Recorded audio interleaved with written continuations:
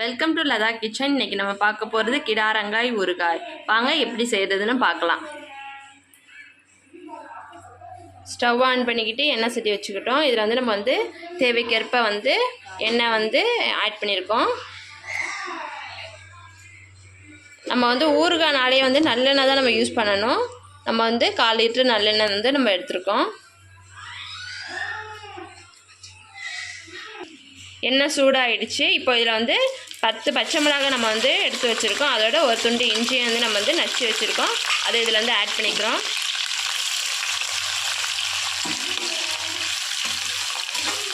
நல்லா வதக்கிக்கணும்.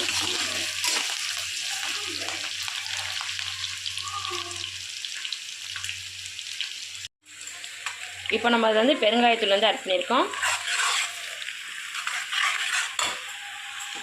நீங்கள் பாருங்கள், நம்ம ஊறுகாய்க்கு 4 பெரிய கிடாரங்காய் எடுத்து வேக வச்சு கட் பண்ணி வச்சுருக்கோம். இப்போ இதை நம்ம இதில் ஆட் பண்ணியாச்சு.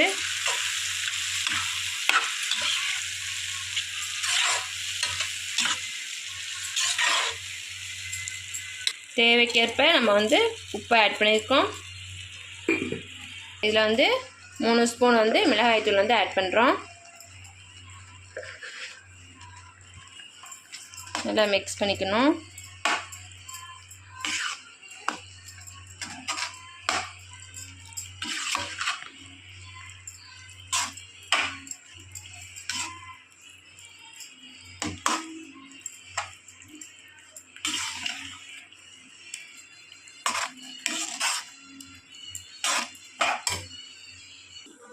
இதில் நம்ம 200 கிராம் நாட்டு சர்க்கரை ஆட் பண்ணிக்கணும். நல்லா மிக்ஸ் பண்ணிக்கணும்.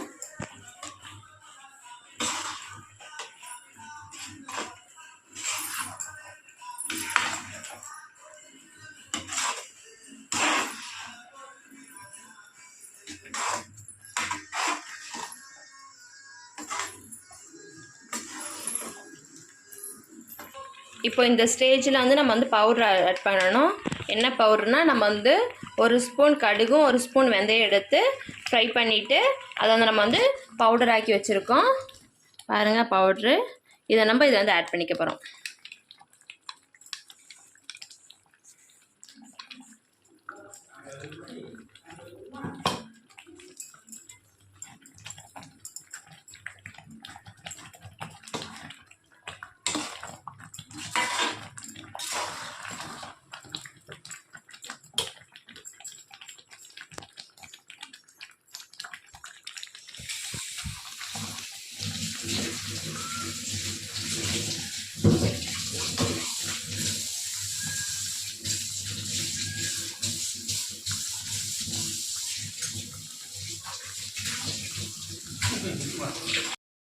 பாருங்கள், நம்மளோட கிடாரங்காய் ஊறுகாய் ரெடி ஆகிடுச்சு.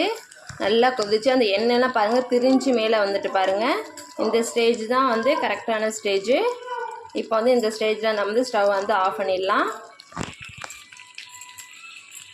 பாருங்கள், நம்மளோட ஊறுகாய் ரெடி ஆகிடுச்சு.